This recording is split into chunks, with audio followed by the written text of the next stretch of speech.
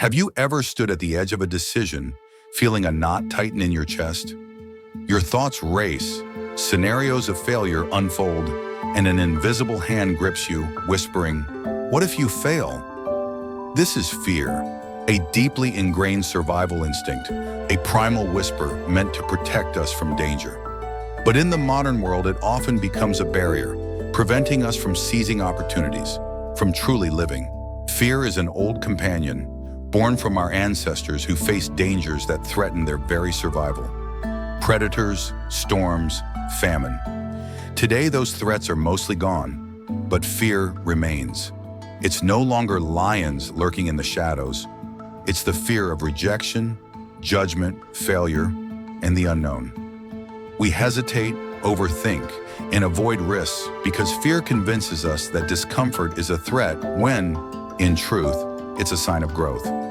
As Epictetus once said, "Men are not afraid of things, but of how they view them." Fear isn't a result of external events. It's a story we tell ourselves, a perception of loss or pain that may never even happen. We imprison ourselves within walls of our own making, forgetting that true courage is not the absence of fear, but the decision to act despite it. Let me tell you a story, one that has traveled through time. A merchant in ancient Persia was traveling with his camel through a harsh desert. A violent storm arose and the terrified camel refused to move.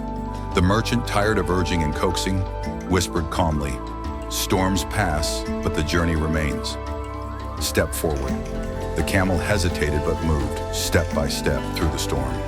When the skies cleared, the merchant looked back to see the storm raging in the distance, now powerless.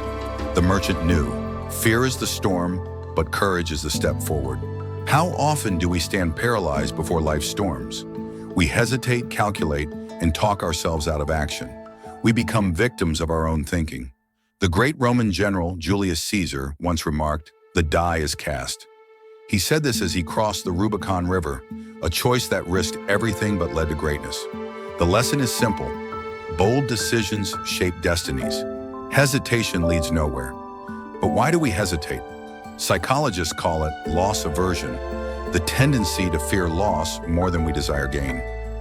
We fear losing comfort, stability, reputation, and sometimes even a familiar misery. This is why people remain in dead-end jobs, toxic relationships, or stagnant routines. The devil we know feels safer than the unknown. But Seneca reminds us, we suffer more in imagination than in reality. Fear distorts reality. The risk of failure becomes larger than the promise of success. We become trapped in a loop, an endless cycle of overthinking, predicting outcomes, and avoiding the unknown. We imagine worst-case scenarios, but seldom pause to consider the cost of inaction, the opportunities lost, potential untapped, and dreams deferred. Imagine two paths. One is safe, paved, and predictable. The other is uncertain, filled with twists and shadows. Most will choose the first, comforted by the illusion of safety. But comfort, my friends, is a double-edged sword. It keeps you warm but chains you in place. Those who achieve greatness are not fearless. They are bold enough to acknowledge fear, yet courageous enough to act. Take Marcus Aurelius, the great Stoic emperor, who ruled over Rome's vast empire while enduring countless crises. He wrote, "If you are distressed by anything external, the pain is not due to the thing itself, but to your estimate of it.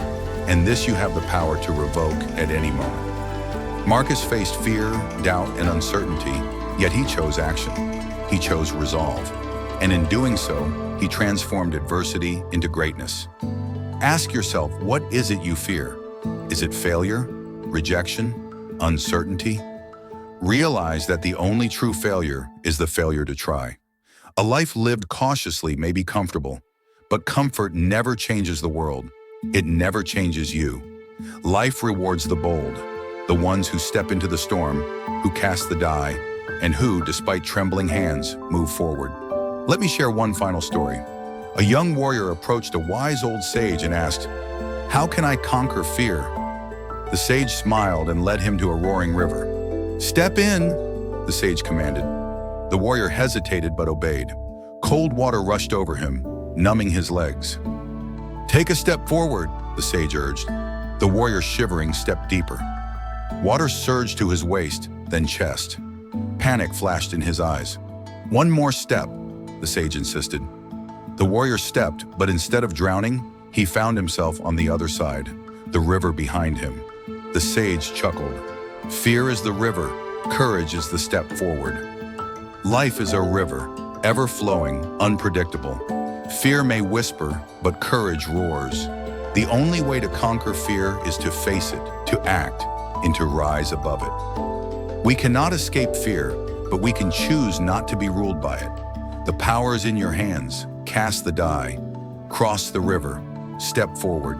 Do not let fear decide your fate.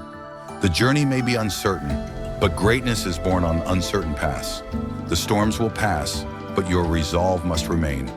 Remember, courage is not the absence of fear. It is the triumph over it. Don't forget to like, subscribe, and hit the notification bell to stay inspired on your journey toward mindfulness and personal growth. Share your thoughts in the comments.